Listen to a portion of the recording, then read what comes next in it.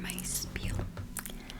If you would like a rose bouquet of your own, they do have black velvet boxes. I believe they have white velvet and pink.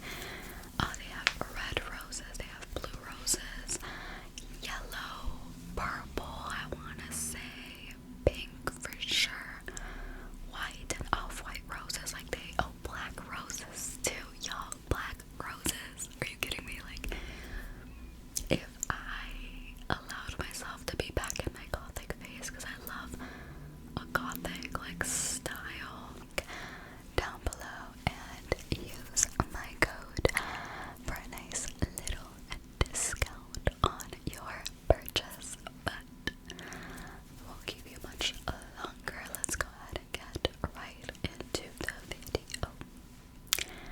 Now first, I just want to say a disclaimer. This may or may not be real. It may or may not be true. These are allegations. They may be fact or fiction. We don't know. So I just won't get in trouble. You know that this could just be a story. I'm not saying this really happened. You know? Okay. So with that put to the side, I was just kind of going through it. I was telling my boyfriend, like, should I make the video or should I not make the video? And because I don't want to look like I just complain about my employers, and I don't want it to come back and bite me in the butt. But I'm justifying it by saying that, you know, other people that might go through similar experiences with a toxic employer, with a toxic boss, and a toxic environment, you might be able to learn from my experiences, because I see it a lot on social media. I see it a lot on my LinkedIn, my Instagram, my Facebook. Like, I'm not the only person that goes through this, so that is how I'm justifying making this video. But let me just go ahead and get started. Like, stop it. Could do it. So, when I started this job, not my current job, but allegedly a previous job, I was very excited. It was my first job on a, like, real in-person college campus. I hadn't had the chance because when I started working, you know, like, COVID happened, so I couldn't really, like, be on a campus and work with students in person, and so this was my first job at a college campus in person, and I was very excited. I was also pretty excited because my supervisor,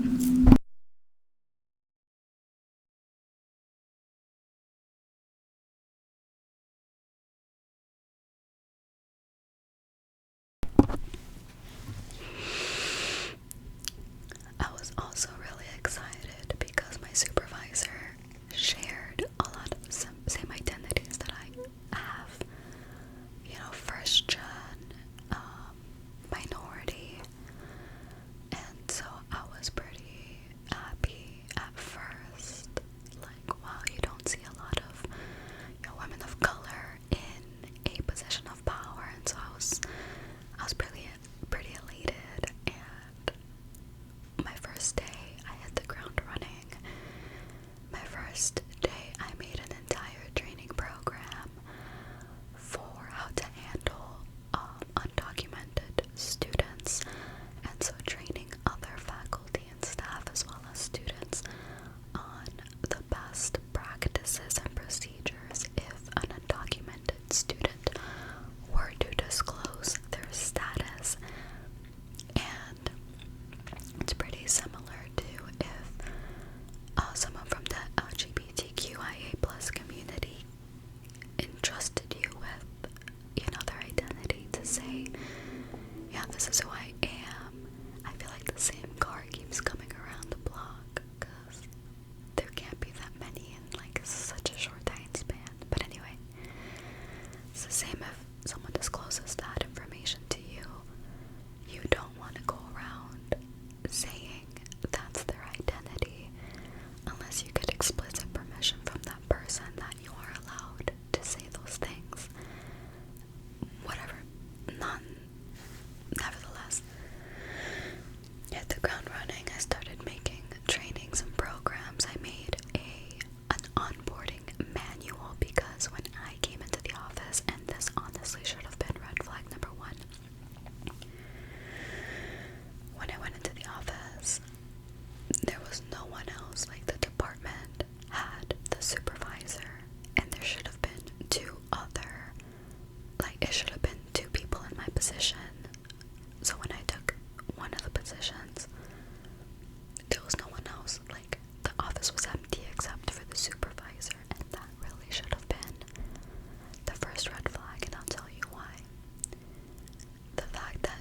one is there to help with the transition process.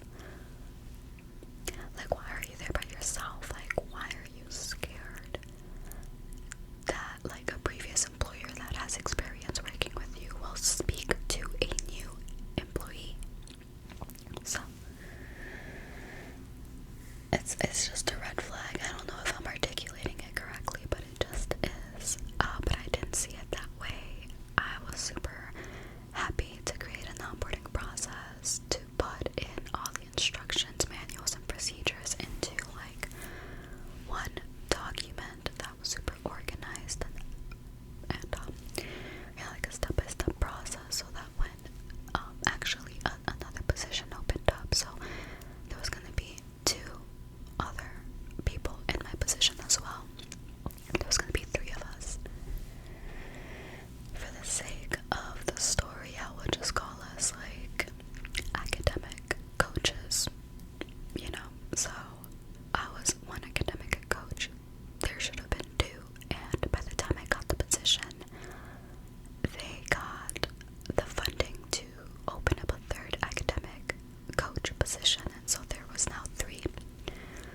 I was already in the office, I was already onboarding, and then the next following week, my coworker started and she took the 2nd academic coaching position, so I will call her the 2nd academic coach. Even though I know she's watching this video right now, I'm sure she would be like okay with me using her name, so I'll just call her Lali. So my coworker Lali started the week after me.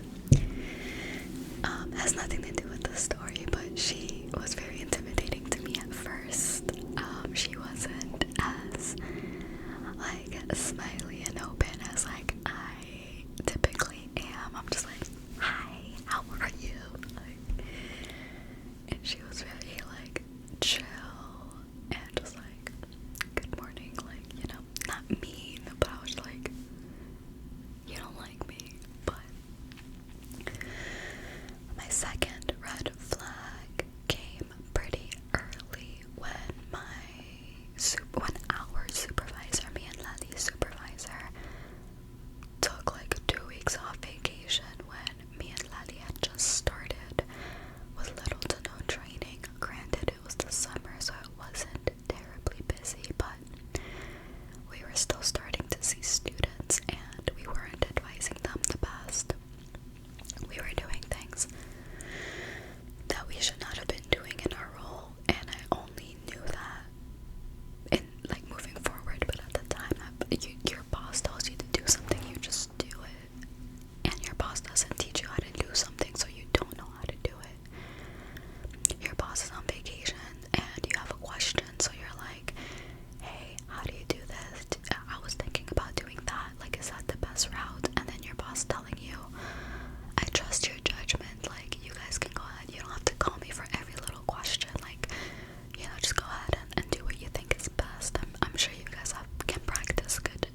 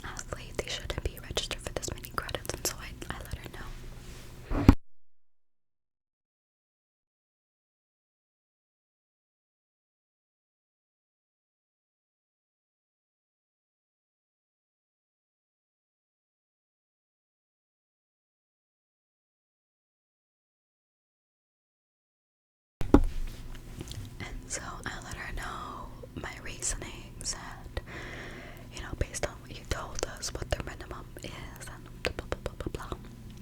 Like, this is why I did this. And she was like, well, you should have asked me, why didn't you call me?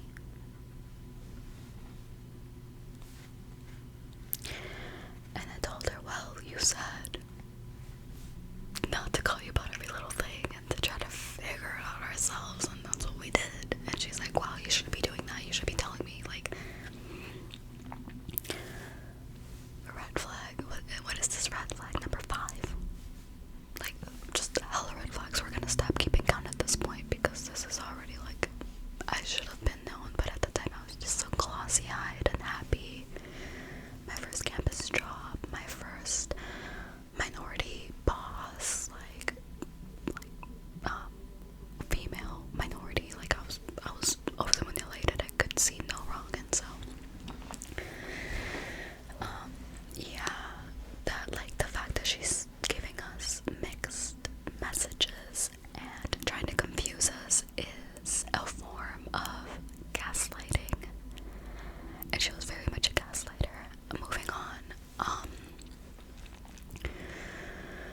my coworker Lali started to notice how disorganized she was, and a really annoying thing that she would do is she would write in cursive, and, like, okay, fine, write in cursive for your personal notes, but she would write in cursive and then hand it over to us and expect us to know what the F it says. And it wasn't even like pretty spaced out cursive that you can read at all. Like, no, it just looked like a bunch of scribbles.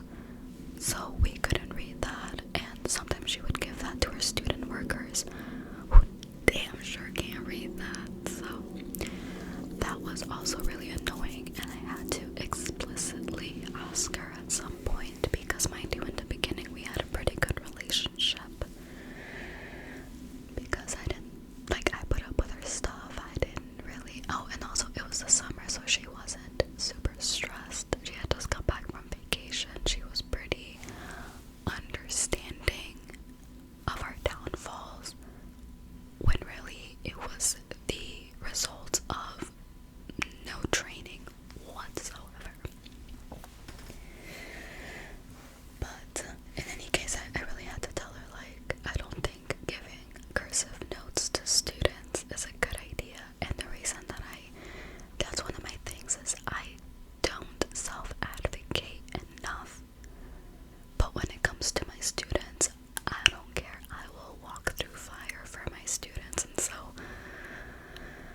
or one of our student workers was like, I can't read these notes. This gives me anxiety. It stresses me out that she gives me these notes and I'm supposed to, like, follow these instructions, and I don't know what it says, and it's really stressing me out. I don't like that she does this. And so I told her, like, I'll talk to her about it, and that's why I brought it to her attention. Because my students started, like, our student workers in our department started to complain about it, and I didn't want to add any additional stress. They're already full-time students going through teenage life drama, so I wanted to make the office experience as seamless as possible. And that's also another red flag, is we had 2 student workers. One of them was amazing, incredible. She went above and beyond. She made a student event, or like a wellness event for the students, and it was a hit. There was over 50 students that attended her event. It was amazing. And then we had another student worker who was just the opposite. She didn't care. She did the bare minimum. Whenever she could, she would cut corners, like, and she also made an event that was, like, no effort put into it, and the only people that attended was her friend, who just came there to chat with her. They weren't even doing anything related to the event or any activities.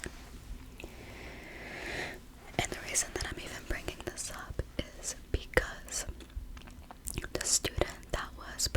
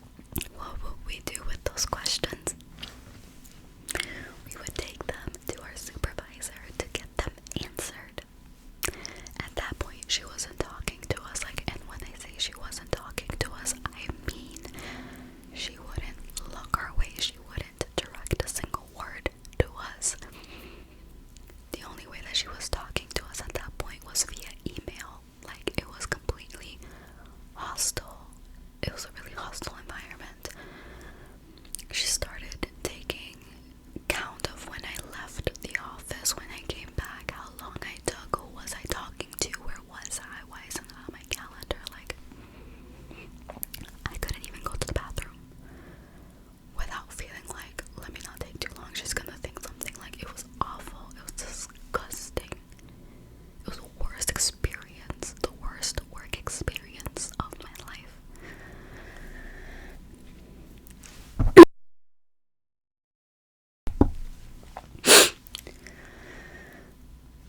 So yeah, we would take the questions that we had and take them to our supervisor. And they didn't like that we had questions. They were just like, there's no time to answer them, just do it. And at some point, they tried to have us sign some document saying that we need to behave, not ask questions, and just do, and that we were in like a 90-day warning period or something. And at that point, we were all just fed up. It was hostile at every angle. And it was not even like, it was like our supervisor and their supervisor, and like, I don't know how high it went, but we had all decided pretty early on that when we quit, we were all going to quit together, because we didn't trust any one of us being by ourselves under her supervision. And especially how they were coming at us, how we were feeling bullied and targeted. We just did not want to risk any one of us just being there by ourselves. And so, if we did decide to quit, we would all quit together. Now at that point, none of us had gotten any job offers, but we were fed up. We couldn't take it anymore. They were just really coming at us with all these passive-aggressive emails, these new protocols that we had to do, and all these things, and on top of that, not giving us proper training when we asked for it, not giving us information when we asked questions, or proper guidance. Like, they weren't giving us just the bare minimum. And on top of that, were harassing us to get the job done when they, like, anyway, I'm getting heated again. But we decided it was time to go. When I tell you guys, me and my boyfriend almost broke up because of how stressed I was during this time period. I was in such a bad mental health state. I knew that job was like killing me inside, and I had to go. And it was similar to my other coworkers. They didn't like that it felt like every step we took was being analyzed, and they were just looking for any little rhyme or reason to try to fire us. Like, that's genuinely what it felt like. I think maybe like they were just trying to scare us, but that's what it felt like. So we decided to all give our notice at the exact same time, on the exact same day, allegedly. And so we did. And we gave that a 2-week notice, all of us. And what we got in return was, we accept your resignation, effective immediately. So we were like, bet. It wasn't even the end of the day. I think it was like 1 or 2 or 3. I don't even remember. And like, the day didn't end until like 5 or 6. I don't even know. But we were like, awesome.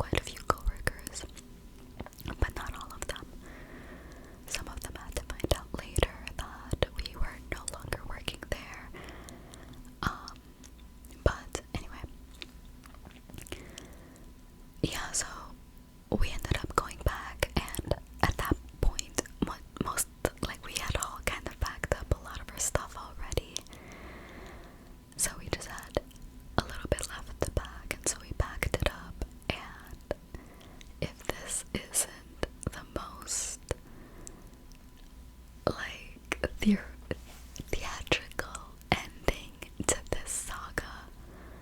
Like, my boyfriend loves to say, like these are like series. Like, that was a series of a show, because every single day I came back with, guess what happened today? Like, and my boyfriend would be like, oh my god, let me grab my popcorn, let me like enjoy the show or whatever.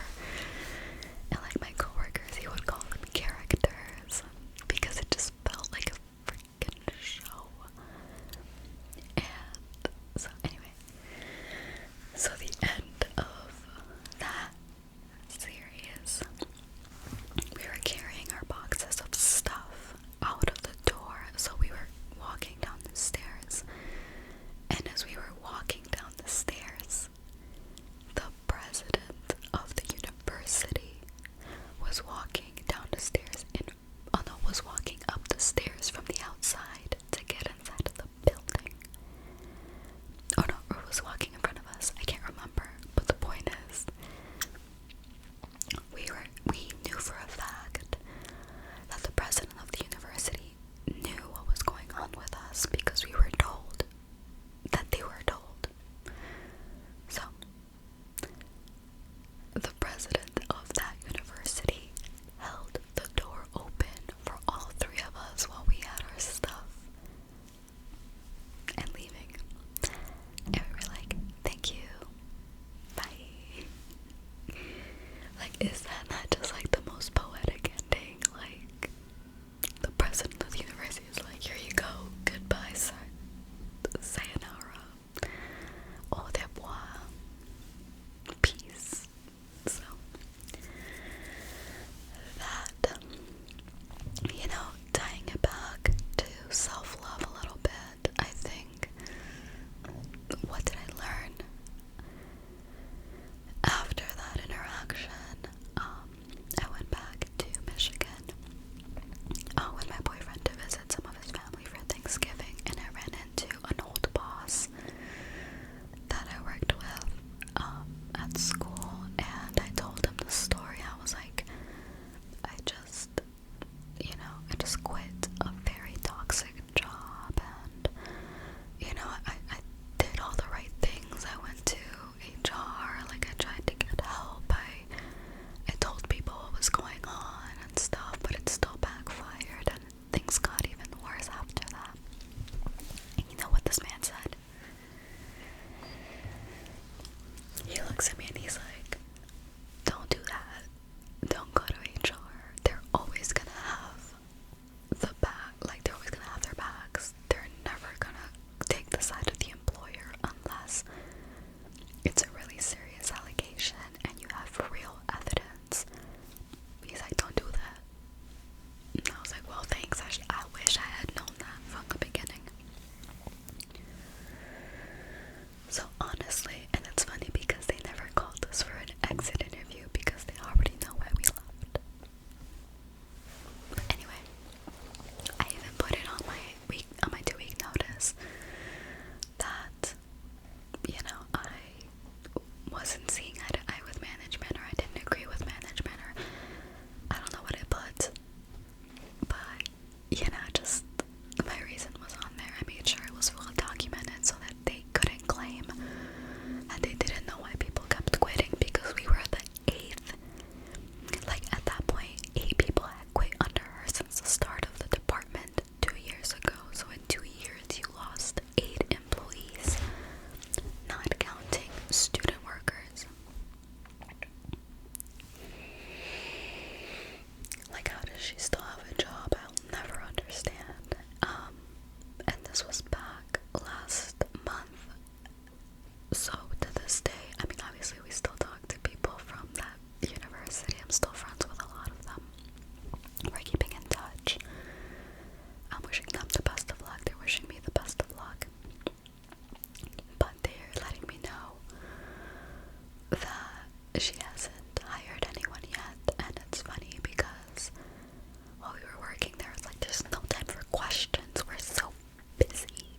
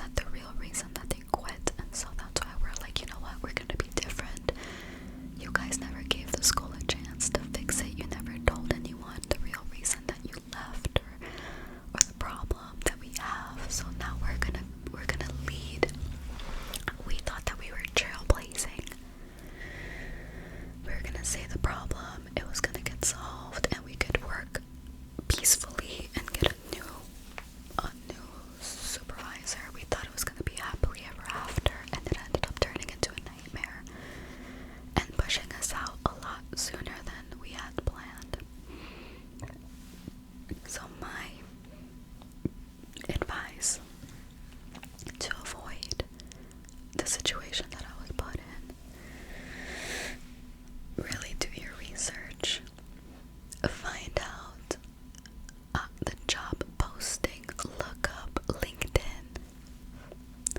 On LinkedIn, if we had simply searched on LinkedIn the job, the name of the job, the role, if we had just searched the role name, we would have seen like 5 people pop up, and that they had 9 months, 6 months, 4 months,